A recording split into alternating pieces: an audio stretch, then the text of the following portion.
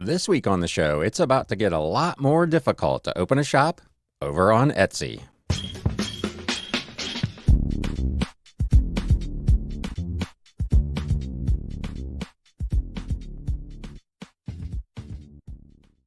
What is up, Galaxians? Welcome to episode number 230.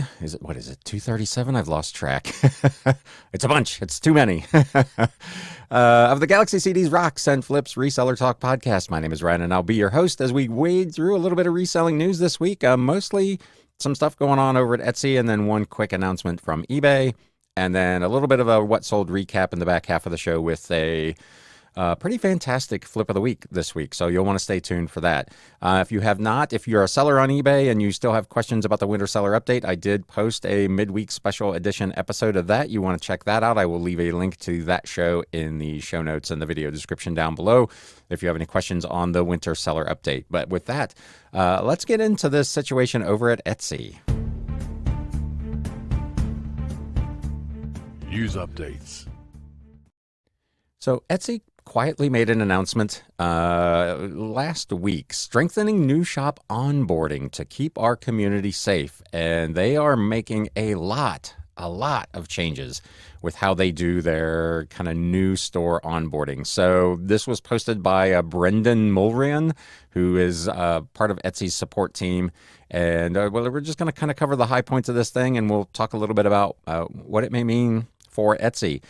He says, every day our team works to ensure Etsy is a safe and trusted place to shop so your extraordinary items can shine. We know every order is an opportunity to make an impression on shoppers, and that's as important to your business as it is to ours. That's why in 2024, we're making updates to the shop onboarding process so we can better protect the amazing marketplace and community we've built together. We'll be making these changes, he goes on, over the next few months, and they'll only apply to newly created shops. So if you have an existing store, none of this should apply to you, though I have seen some people posting on Instagram that they have gotten a message indicating that they need to do some of these things. So I don't know if there's some recency there. If your store is only a couple of weeks old or a couple of months old, you may be getting some of this. It's a little unclear, but they say if you have an existing store, this stuff will not apply to you. They say that means your existing shop won't be affected, but if you decide to open an additional shop, your new shop could be subject to these new requirements, even if you've been selling on Etsy for a while. Number one, they're adding an enhanced identity check to the shop setup process. We'll be introducing a new method of identity checks to the shop setup process so we know that new shop owners are who they say they are. This may go some way in trying to cut down on all the scams, people who have set up shops and then are passing themselves off as Etsy support, trying to scam people out of their money. They'll be asked to upload a photo ID like a driver's license or a passport, and take a selfie using either their computer or a phone. To complete these checks, we've partnered with a company called Persona, a third-party company certified to the highest industry standards for security. We prioritize working with vendors who share our values and put people first, and after vetting multiple potential vendors, our team feels confident Persona does both. You can learn more about their security standards in the link in this blog post, which I will link to, as always, in the show notes and the video description down below. So that is the first step. You're going to have to, if you want to open a new shop, you're going to have to provide a photo ID and then subsequently take a picture of yourself to submit along with that photo ID to verify that you are who you say you are. They're also introducing a shop setup fee to support enhanced security and verification. So they don't want to foot the bill for this Persona thing. They're going to have you, as a potential new shop owner on Etsy, foot the bill for this. We've committed to keeping Etsy safe and secure so sellers can feel confident building their businesses here. We're rolling out a new shop setup fee, which will help us provide enhanced security checks and continued support for new shops. We'll start by introducing this fee to some new shops. They'll pay a one-time setup fee of $15 before they can open for business. We'll clearly communicate if the fee applies during the shop setup process. This non-refundable upfront investment, they say, will help to ensure new shops are committed to running a business on Etsy. So you're not going to be able to get away with just opening a shop and paying your 20 cents a listing to get started on listing. You may have to pay a one-time non-refundable $15 fee to get your shop set up. And they intend, from the way this is worded, to use that money to support these efforts to make it more secure. You can let me know if you're watching on YouTube in the comments below. If you're not currently selling on Etsy, would either of these two things keep you from opening an Etsy shop? I know a lot of people are really uncomfortable about providing that personal information and paying any additional fees, especially an upfront fee, just to get the privilege to sell on a site might be a bridge too far for some sellers. And we'll talk a little bit more in a little bit here. We're going to go over Etsy's fourth quarter results. And one of the things that they're talking about in that call is potentially trying to what they call right size their seller market. So they're looking potentially to weed out some sellers from the sounds of it. And this is one way to kind of gatekeep, to keep people out of Etsy that may not be fully committed to their program. Number 3, they're going to explore changes to payment schedules for new shops. We want to create a better, more trustworthy experience for buyers who purchase from brand new shops. We're exploring changes to payment schedules for new shops until they have a proven track record of sales on Etsy. These changes may affect how long new shops need to wait for their funds to become available. So not only are you going to have to pay a fee upfront to open a shop on Etsy and then pay your 20-cent listing fee to list your items on Etsy, now they're probably going to make you wait an unspecified period of time to receive any money from any sales that you make. This has been an ongoing issue over on Etsy. They put payment holds on a lot of people while they were going through some processes, again, in theory to enhance their security, and a lot of sellers were not getting paid on time. So this has been an ongoing problem, and it is going to now become a big issue for new sellers as they hold funds.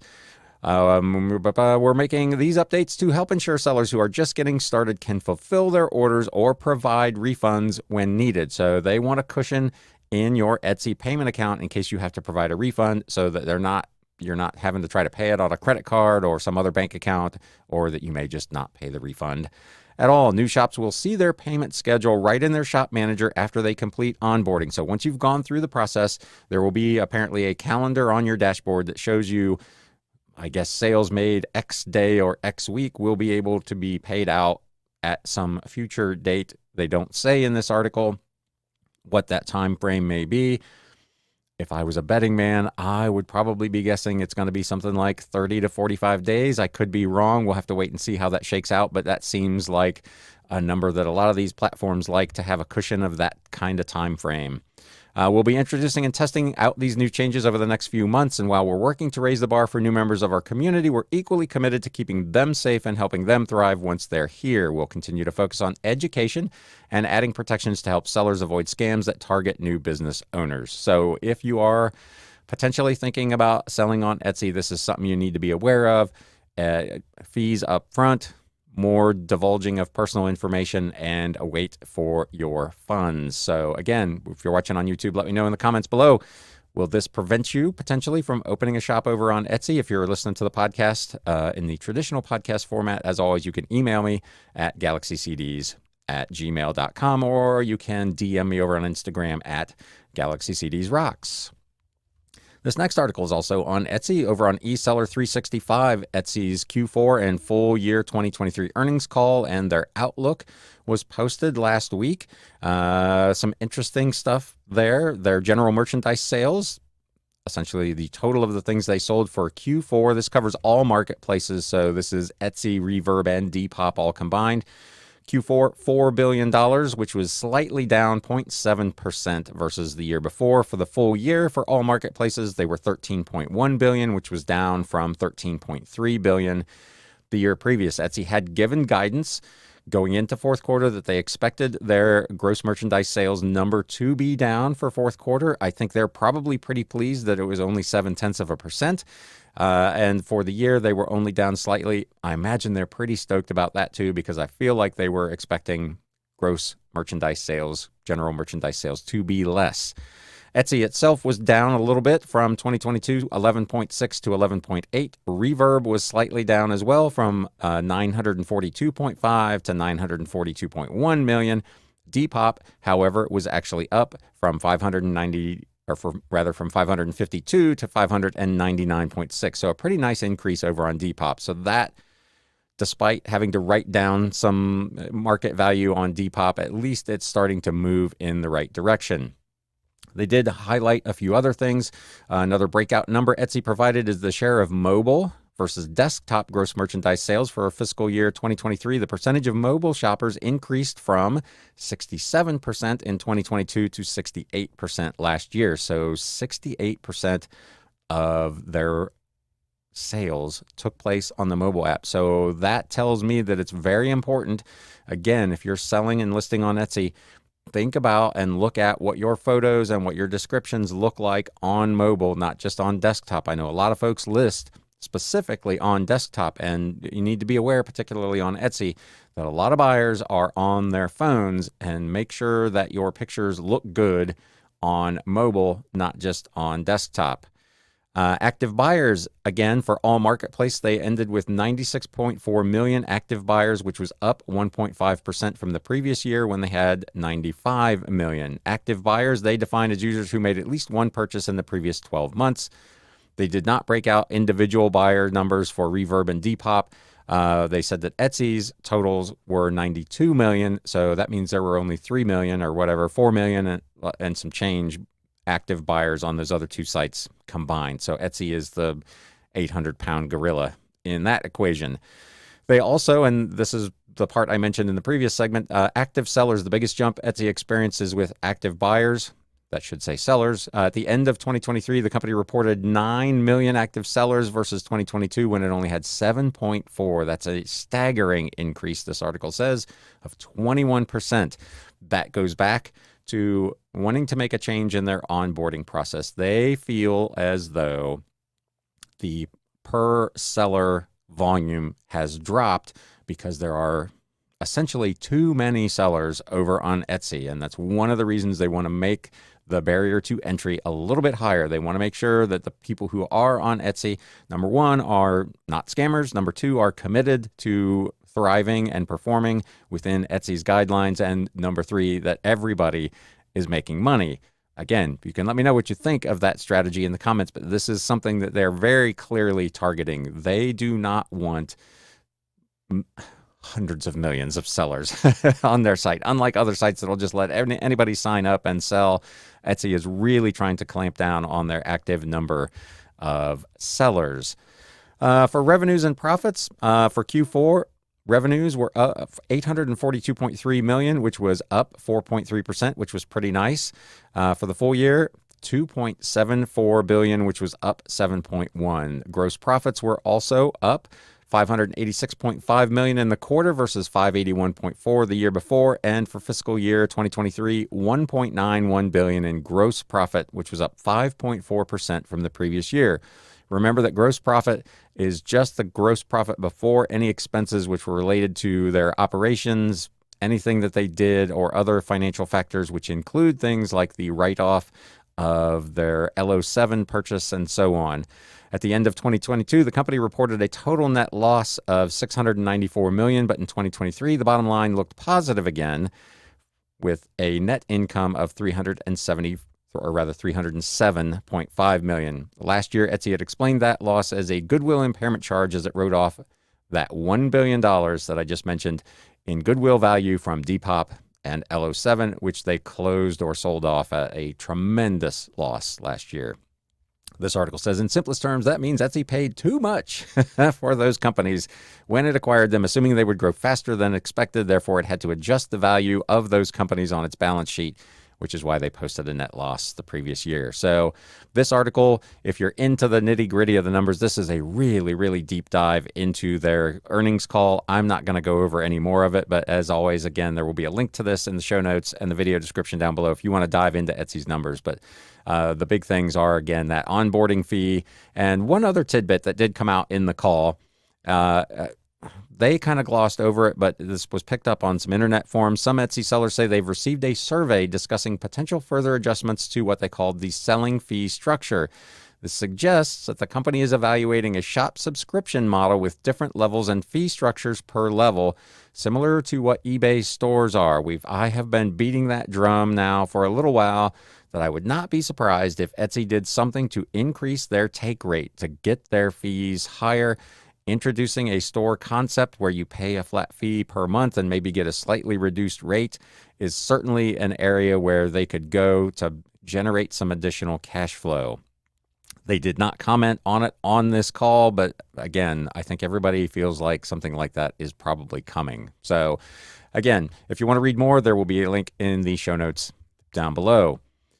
Another thing that they did announce at their earnings call, this is over on E-commerce Bytes. They're going to launch a loyalty program for buyers on Etsy. They're planning to launch this program to get people to think of Etsy more often when shopping. Etsy CEO Josh Silverman spilled the news during the Wednesday earnings call with Wall Street analysts. He said, quote, "We've got a portfolio of compelling initiatives lined up designed to move the needle on consideration and frequency.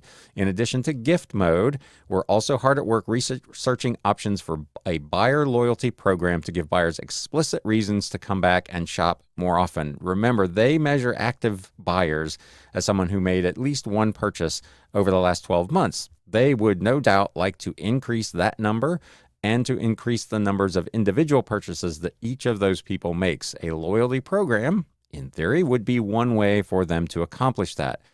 Again, while Etsy reported what it called modestly lower gross merchandise sales in the fourth quarter, it said Etsy ads, payments, and higher Offsite ads revenue drove healthy revenue growth for the company in the quarter.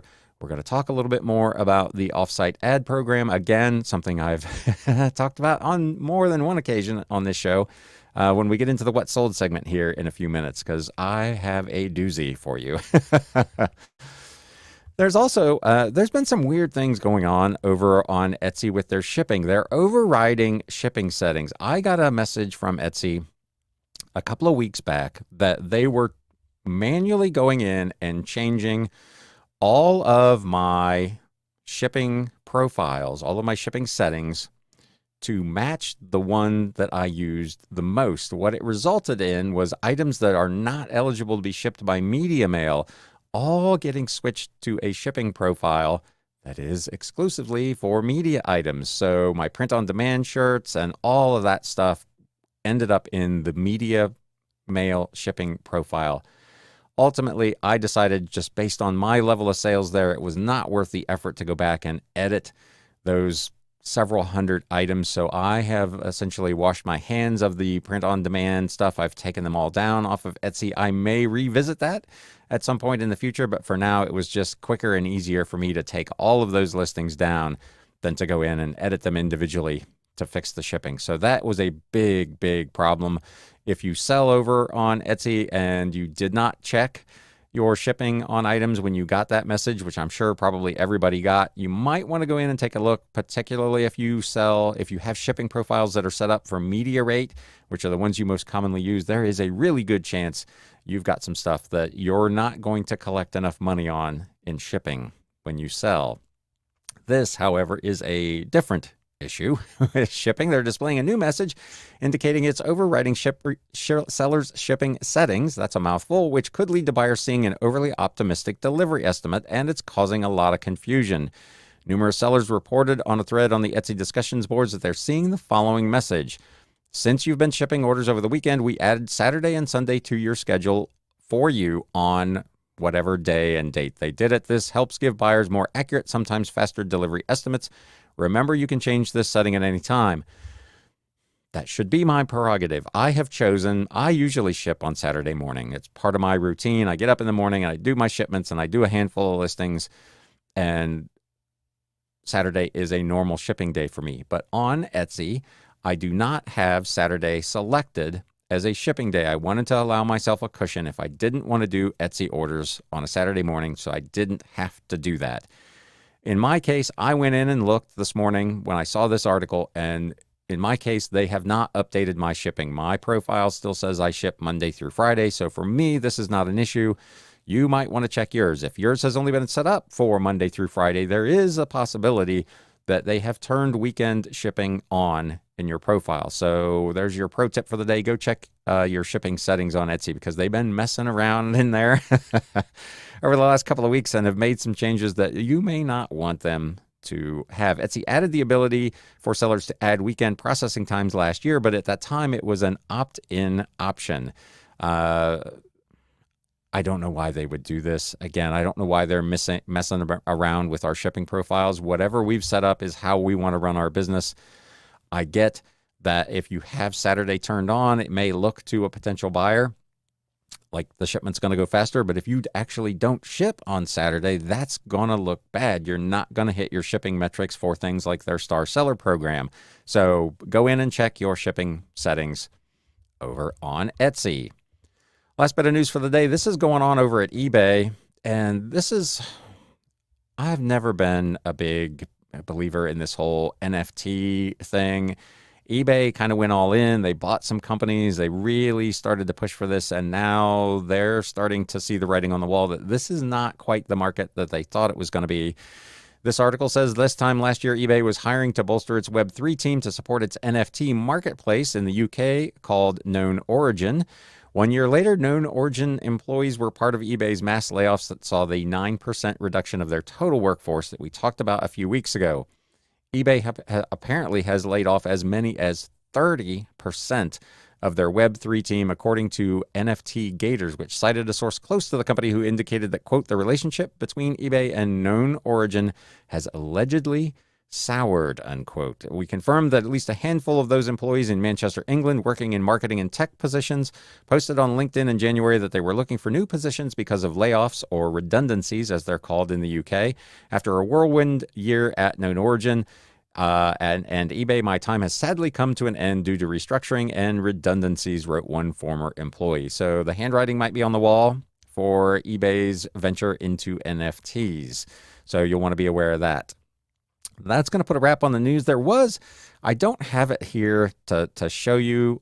This affects only sellers on eBay's European sites, so ebay.uk, eBay in Poland, and some of the others over there.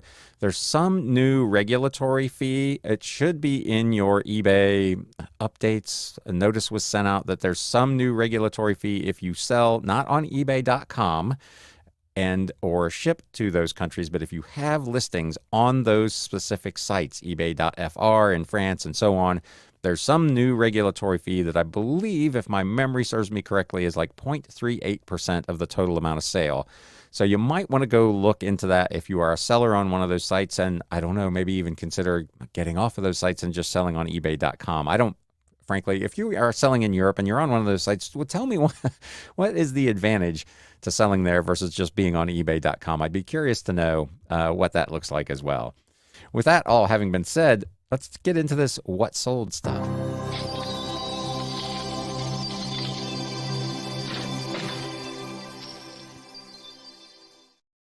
Another very busy week. Again, if you're following me over on Instagram at Galaxy CDs Rocks, I believe I did 105 new listings last week and sold a whopping 102 listings. I had several multi-item, multi-listing sales over there on eBay. So it was a really, really busy week. A lot of stuff out of here, a lot of new stuff listed. We're going to go over, I don't know what I got here, 10, 12 things that sold on the various platforms this week. This first item is a book, The Theory of Monopolistic Competition by Harvard University Press. This was published in 1948. It's a hardcover book in reasonably good condition for that age. This was part of a big lot of books that I owned for about 16 cents a piece. It was sold for $23.99 plus media mail shipping. It's a book I picked up at an estate sale not too long ago for $2. The Wilderness War, a narrative by Alan W. Eckert. It's a 1978 first edition illustrated hardcover in its dust jacket. There is a series of these books that I've highlighted them previously on this show. They can be pretty decent if they're in good shape. This one went for $28.99 plus shipping. For sale over on Etsy, another one of those old kind of engineering and mechanics type textbooks, Air Conditioning for Building Engineers and Managers by Seymour G. Price. This was part of a big lot of books that I owned for about a nickel. It was written in 1970, a hardcover that sold on Etsy for $29.99 plus shipping. Here's one. I just picked this up about 2 weeks ago at a garage sale. I'm going through the garage where I normally don't expect to find books, and I found a couple of books. I think both of them are going to be in this recap. The guy charged me $1 a piece for these two books. This first one is The Practice of Local Government Planning, 3rd edition, written by Frank S. So and Linda Dalton back in 2001. Textbook in really good condition. Picked it up for $1, sold it for $39.99, again, plus media mail shipping. So old textbooks can be pretty decent. I talked last week about all the anime and manga that I had bought. I think we've got a couple items again this week. This first one, again, I paid roughly 50 cents an item for these. Tenchi Muyo Royo Oki Anime Classics Complete Series, 3 discs. This was an anime DVD in a cardboard slipcover in really, really nice condition. Again, I was in it for 50 cents. This sold for $44.99 plus shipping over on eBay.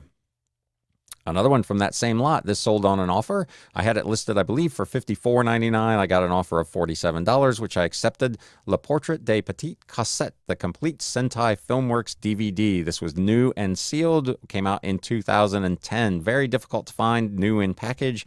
If you find one out in the wild and can get it for a few bucks, grab it because it's going to get you about $50 retail. Here's the other book from that garage sale, another $1 item that I found in the garage, a 2004 Harley-Davidson Service Manual for Softail Models, part number 99482-04. Hard to find, in good condition. This is probably a $75 service manual. Mine was a little rough, had some staining. The cover was partially torn, so I listed it at $59.99. Got an offer of $50.99, which I went ahead and accepted. Here's an interesting one. I picked this up at an estate sale for $1 just a few weeks ago. I initially listed this at auction because I could not find anything like this. This was from 1907 from Saalfield Publishing up in Akron, Ohio. It was a Webster's, what was called Adequate Dictionary, thin paper edition. So this was a hardcover dictionary that was published on paper like you would normally expect to find in a Bible, that really thin kind of parchment style paper. A really unique piece, very unusual. I initially put it up at auction starting at $49.99. It got a few watchers, but nobody bid. So when the auction ended, I relisted it at $59.99 or best offer. I've got an offer of $55 and went ahead and sold it. So I don't expect you're really likely to find one of these. I literally could not find one anywhere, even Terapeak, Abe Books, nowhere. Nobody had a Webster's Adequate Dictionary. I probably undercharged for this thing, but again, I owned it for less than a couple of bucks, so $55 sounded pretty all right to me.